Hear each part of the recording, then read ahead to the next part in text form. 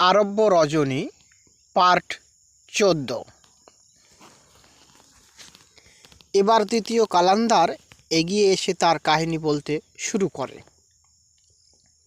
শুনুন মালকিন, মনে করবেন না আমার কাহিনী ওদের দুজনের চেয়ে আরও চমৎকার। তা নাও হতে পারে, তবে সত্যি ঘটনা এটুকু বলতে পারি, কারণ এর সবই আমার ব্যক্তিগত অভিজ্ঞতা। ওদের দুজনের মধ্যে বহু বিড়ম্বিত ভাগ্য।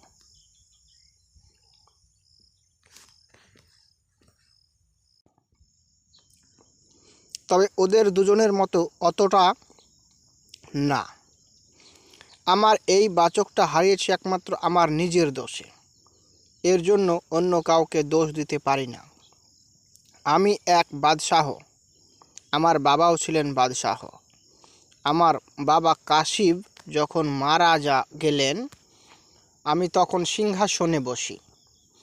আমার ন্যায় বিচারে প্রজারা খুব বেশি খুশি ছিল। ছোটবেলা থেকেই সমুদ্র যাত্রা আমার বড় প্রিয়। তার একটা কারণ বোধহয় আমার সুলতানিয়াতের প্রধান শহরটা ছিল সমুদ্র উপকূলবর্তী। বহু দূরব্যাপী সমুদ্রের মধ্যকার দ্বীপগুলো ছিল আমার দখলে। 10খানা রণতরী সাজিয়ে মাসাধিকাল ধরে যাত্রা করতাম আমি। আমার অধিকৃত দ্বীপগুলো পরিদর্শনে যেতাম। এই রকম একবার যাত্রাপথে দারুণ ঝড়ঝঞ্ঝাটের মুখোমুখি হতে হয়েছিল আমাকে। সারাদিন সারা রাত্রি ব্যাপী।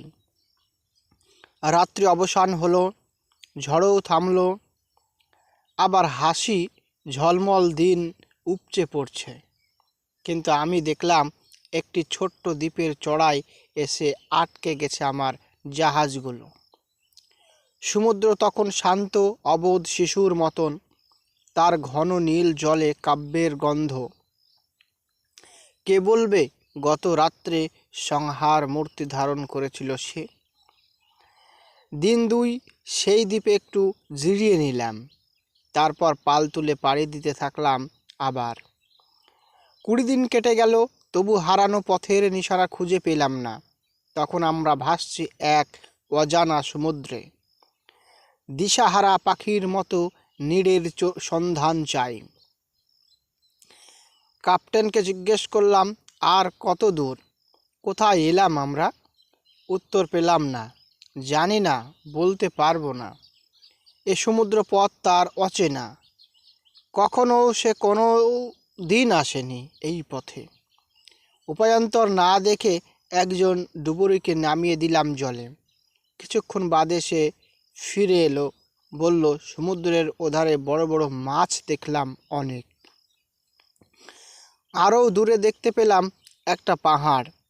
তার খানিকটা অংশ সাদা আর খানিকটা কালো। ডুবুরির কথায় ডুকরে কেঁদে উঠল ক্যাপ্টেন। আর রক্ষা নাই, মৃত্যু অবধারিত। ডুবুরি যা দেখে এসেছে ওটা একটা মরণ ফাঁদ, চুম্বক পাহাড়। পাহাড়টার গায়ে গাঁথা আছে হাজার হাজার চুম্বক লোহার বর্ষা।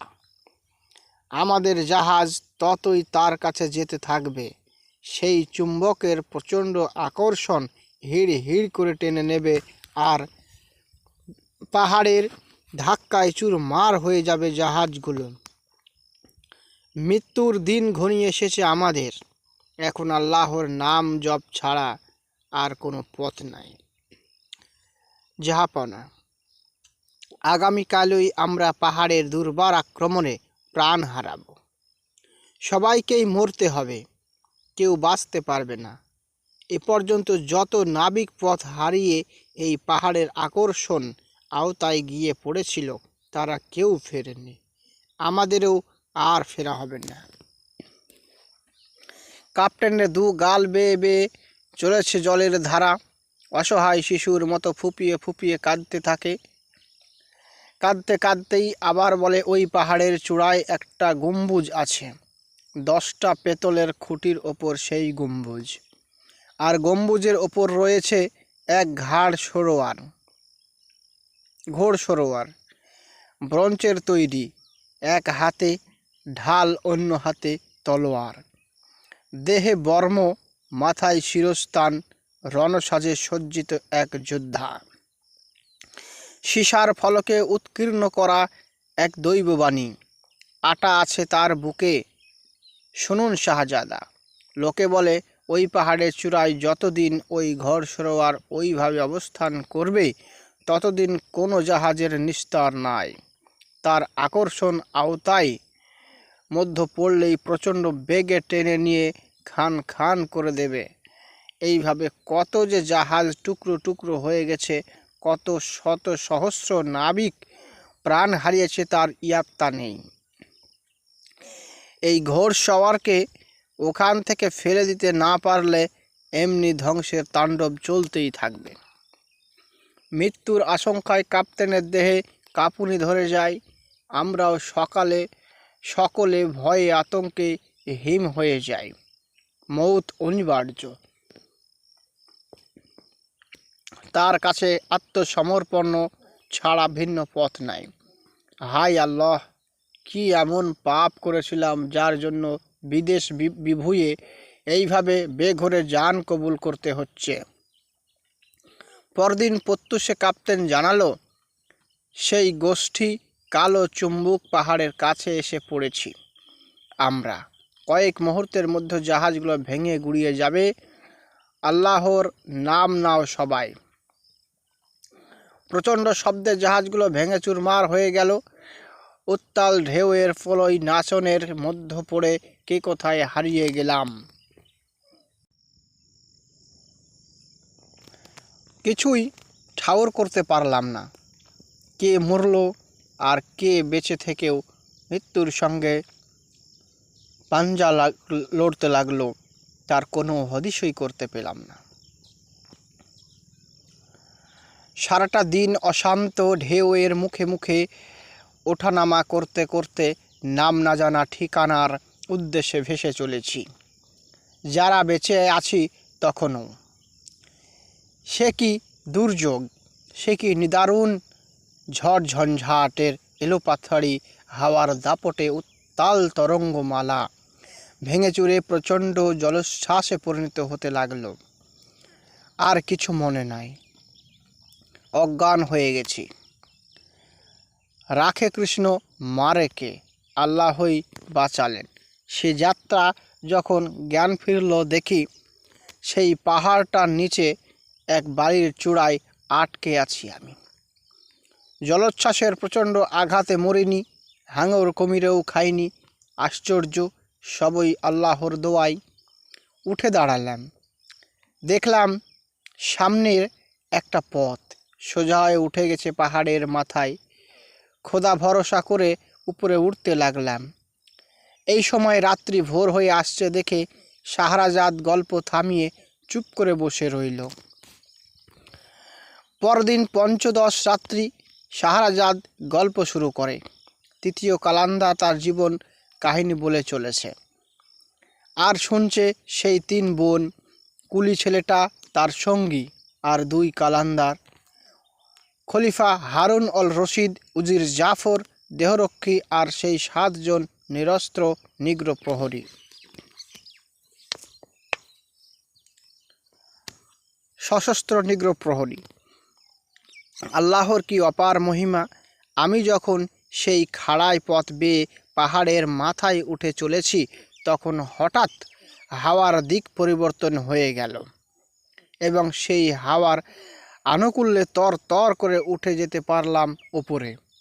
বিপরীতমুখী হাওয়ার বেগ অগ্রাহ্য করে এ পথ বেয়ে এক পাও এগোতে সম্ভব নয় কোনো মানুষের। যাই হোক, উপরওয়ালার কৃপায় ওপরে উঠে এসে সেই গম্বুজের নিচে এসে দাঁড়ালাম। আনন্দে আমার শরীর তখন কাঁপছে। সারাদিনের শান্তিতে অবশ্য অবসন্ন হয়ে এলো শরীর। গম্বুজের নিচে যেখানে দাঁড়িয়েছিলাম সেখানেই শুয়ে ঘুমিয়ে পড়লাম। ঘুমের মধ্যেই শুনতে পেলাম এক দুরাগত কণ্ঠের বাণী, শোনো কাশীবের পুত্র, ঘুম থেকে জেগে উঠে তোমার পায়ের ঠিক তলায় গর্ত খুঁড়ে দেখো, একখানা তীর আর একখানা ধনুক পাবে। এই তীর ধনুকটা দৈব শক্তি সম্পূর্ণ। তারপর ওই ধনুকে তীরটা জুড়ে গম্বুজের মাথার উপরে ওই ঘর শোয়ারকে লক্ষ্য করে ছুঁড়ে দাও। তাহলে ব্রঞ্চের তীরটা জুড়ে গম্বুজের মাথার উপরে ওই ঘর শোয়ারটাকে লক্ষ্য করে ছুঁড়ে দাও। তাহলে ব্রঞ্চের ঘর শোয়ারটা সমুদ্রে পড়ে নিমজ্জিত হয়ে যাবে। দুনিয়ার মানুষ পরম উপকৃত হবে চিরকালের মতো। সঙ্গে সঙ্গে তোমার হাত থেকেও খসে পড়ে যাবে ধনুকটা।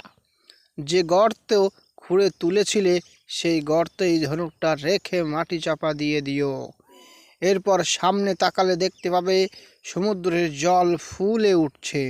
ফুলতে ফুলতে এক সময় দেখবে তোমার পায়ের তলার পাহাড়ের চূড়া সমান হয়ে গেছে। এই সময় দেখবে একটা ছোট্ট ডিঙি নৌকা বেয়ে আসছে। একটা লোক তোমার ওই দিকে কাছে এলে পরিষ্কার মনে হবে সেই ঘোড়সওয়ার। অবিকল তার চেহারার সঙ্গে মিল আছে এই ডিঙির লোকটার। আসলে কিন্তু তা ঠিক না। নৌকাটা আরও কাছে এলে দেখবে মরার মাথার খুলিতে পরিপূর্ণ নৌকোর পাটাতন। ভয় পেও না, তোমাকে নিরাপদে সাগর পার করে দেবার জন্যই সে আসবে। সেই রূপই নির্দেশ দেওয়া আছে তাকে। কিন্তু সাবধান, তার নৌকায় উঠে ভুলেও কখনো আল্লাহর নাম মুখে এনো না।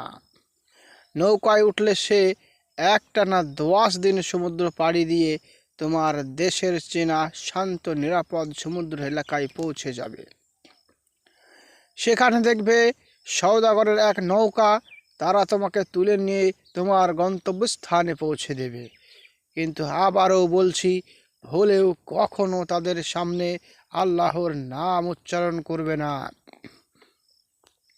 ঘুম ভেঙে গেল, খোয়াব কেটে গেল। উঠে দাঁড়ালাম, পায়ের তলার মাটি ফুঁড়ে ফেললাম, তীর আর ধনুক নিলাম। ধনুকে তীর জুড়ে ঘোড়সওয়ারকে লক্ষ্য করে ছুড়লাম।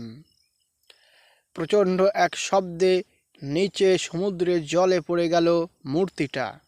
আর তৎক্ষণাৎ দেখলাম সমুদ্র এক ভীষণ রূপ ধারণ করছে, টগবগ করে ফুটতে লাগলো অনন্ত জলরাশি। ফুসতে ফুসতে ফুলতে ফুলতে ক্রমশ পাহাড়ের সমান উঁচু হয়ে গেল। দেখলাম দূরে একখানা ছোট নৌকা বেয়ে নিয়ে আসছে একটি লোক। হুবহু যেমনটি দেখেছিলাম স্বপ্নে, সেই রকম সব ঘটে যেতে লাগলো।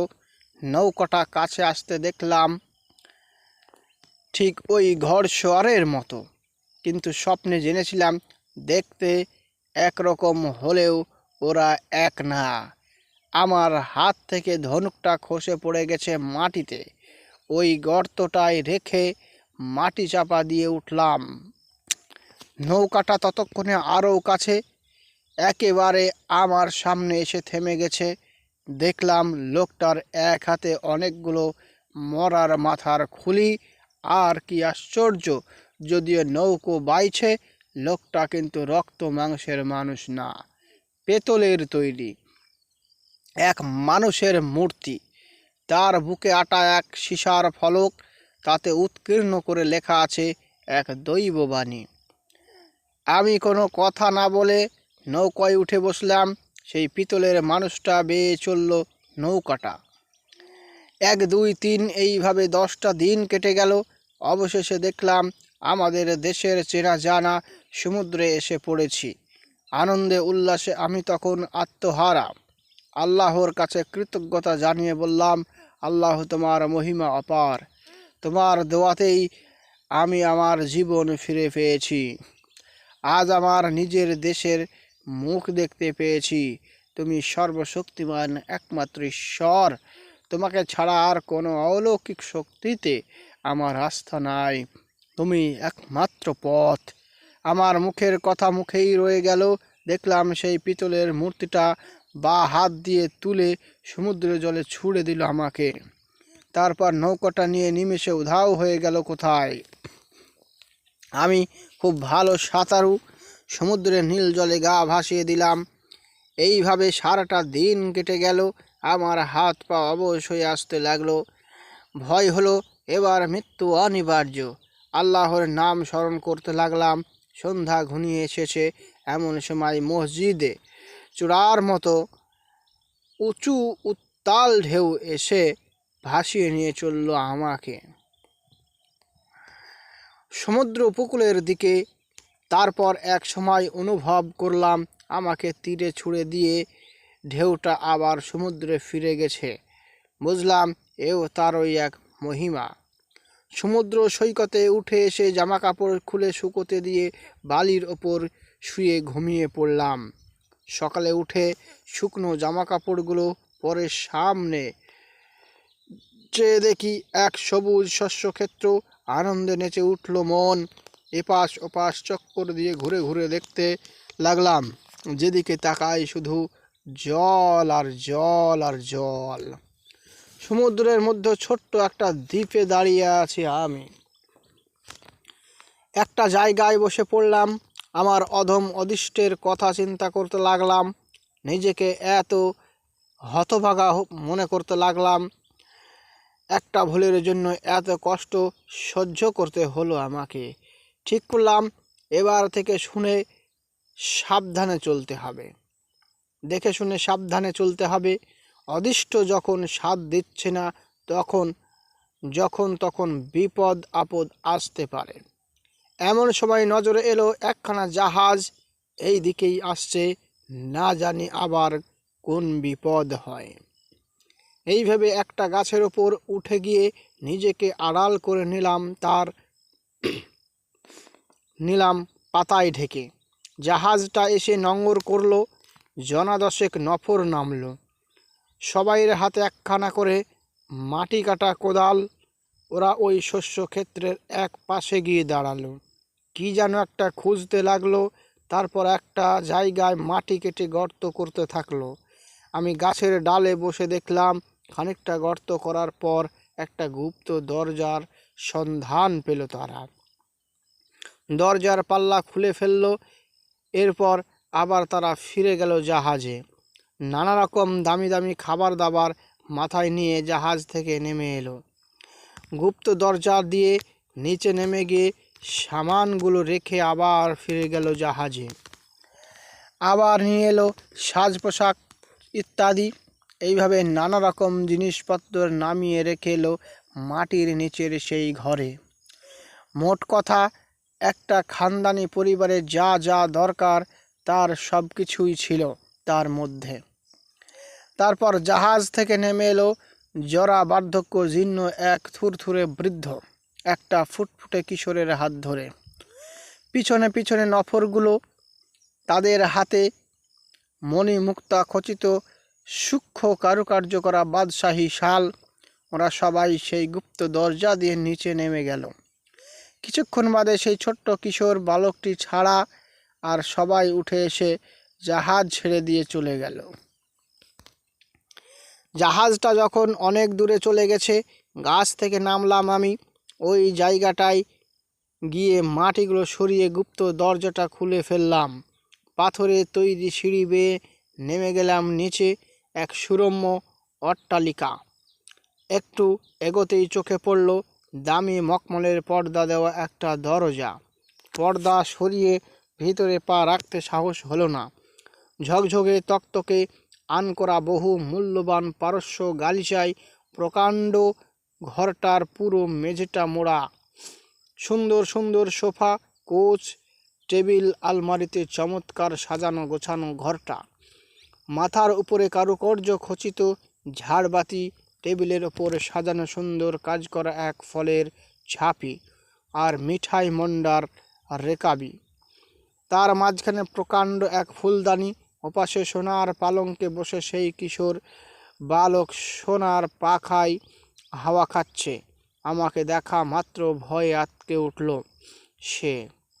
আমি তাকে অভয় দিয়ে বললাম, কোনো ভয় নাই বন্ধু, আমিও মানুষ, এক বাদশাহর ছেলে, এবং নিজেও আমি বাদশাহ। আমি তোমার কোনো ক্ষতি করতে আসিনি, বরং তোমাকে মৃত্যুর হাত থেকে উদ্ধার করতে এসেছি। ওরা তোমাকে এই পাতালপুরীতে রুদ্ধ করে হাওয়া হয়ে গেল।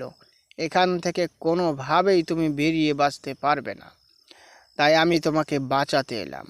আমার কথা শুনে কিশোর একটু হাসল। কি সুন্দর তার ঠোঁটের হাসি, যেন মুক্ত ঝরে পড়ল। তার আয়ত চোখ, উন্নত নাসিকা, প্রশস্ত ললাট দেখে মনে হয় এক খানদানি বংশের ছেলে সে। ইশারায় তার পাশে গিয়ে বসতে ডাকলো আমাকে। শুনুন মালিক, ওরা আমাকে এখানে ছেড়ে পালিয়ে যায়নি। আমার মৃত্যুও তাদের আদ্য কাম্য নয়, বরং ঠিক তার উল্টো। মৃত্যুর হাত থেকে রেহাই পাওয়ার জন্যই ওরা আমাকে লোকচক্ষুর অগোচর এই পাতালপুরীতে লুকিয়ে রেখে গেল।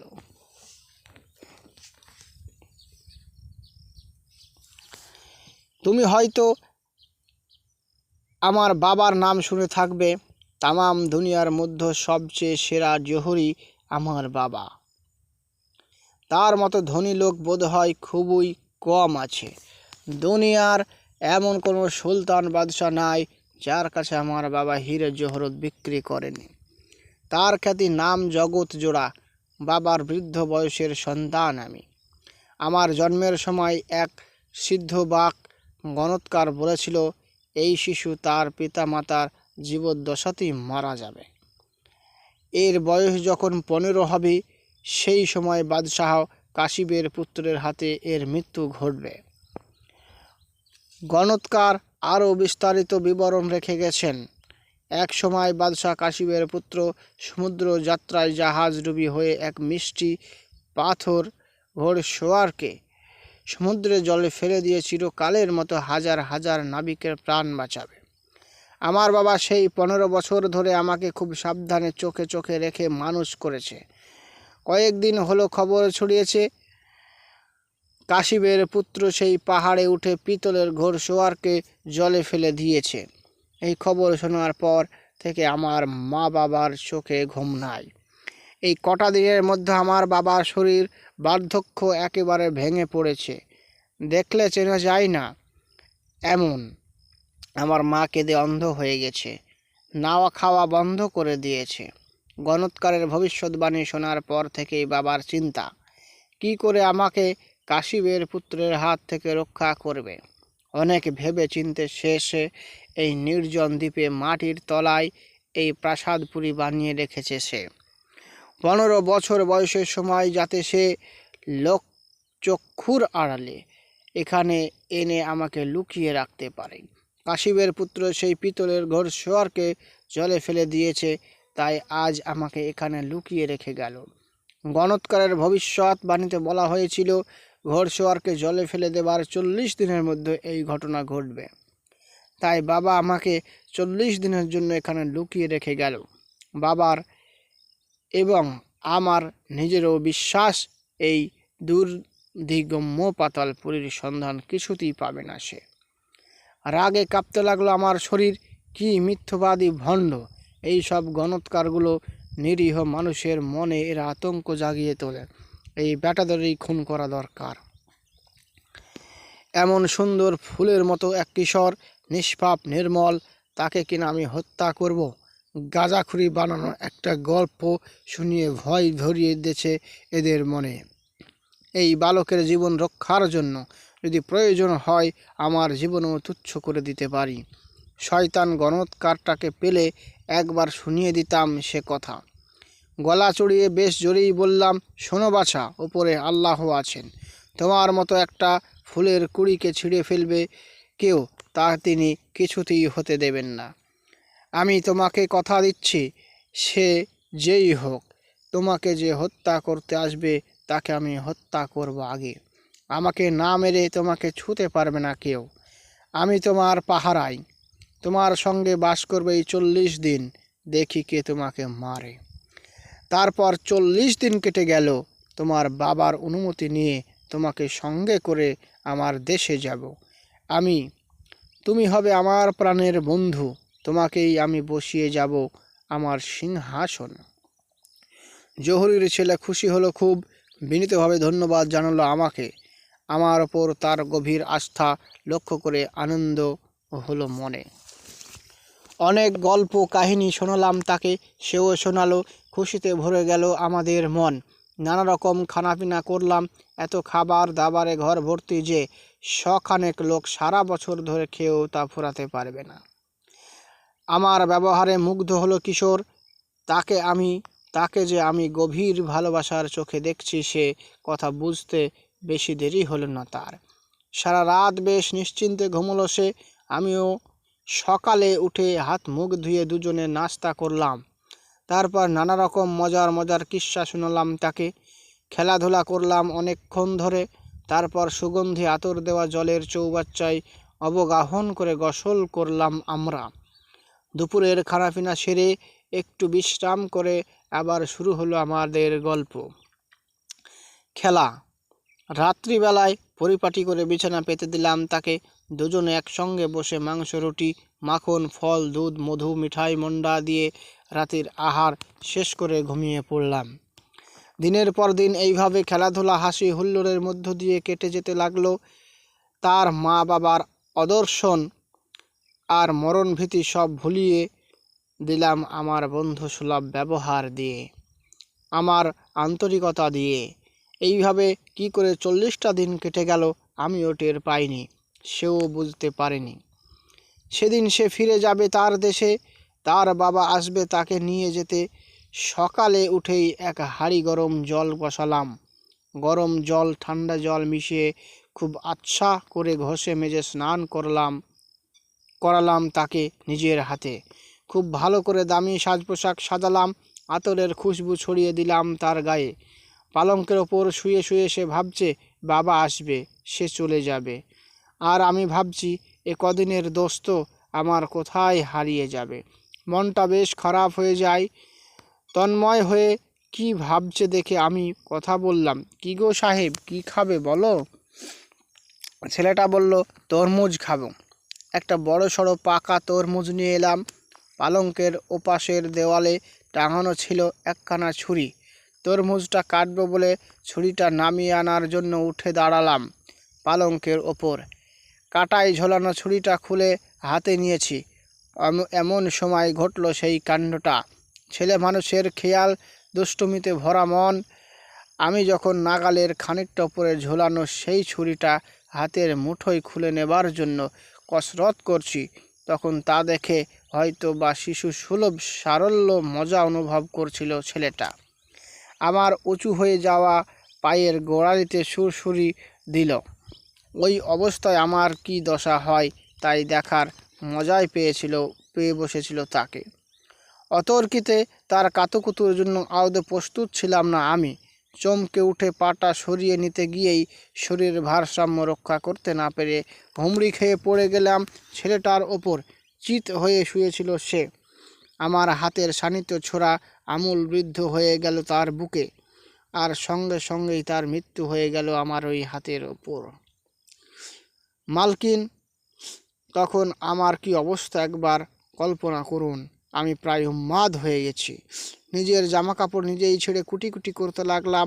কেঁদে গড়াগড়ি দিচ্ছি, হাত পা ছুটছি, চোখের জলে বন্যা বয়ে চলেছে। হায় আল্লাহ, এ কী হলো, এ কী করলাম আমি? কি এমন পাপ আমি করেছিলাম যার জন্য এই শোকে অনুতপ্ত এবং পুড়তে হলো আমাকে? না, একেই বলে নিয়তি। একটা দিন পরে হলেও গণকারের ভবিষ্যৎবাণী তো সত্যই হলো। আল্লাহ, তুমি আমাকে শাস্তি দাও, আমি মাথা পেতে নেব। এই জীবন আমি আর রাখতে চাই না, আমাকে মৃত্যু দাও, আমি মরতে চাই।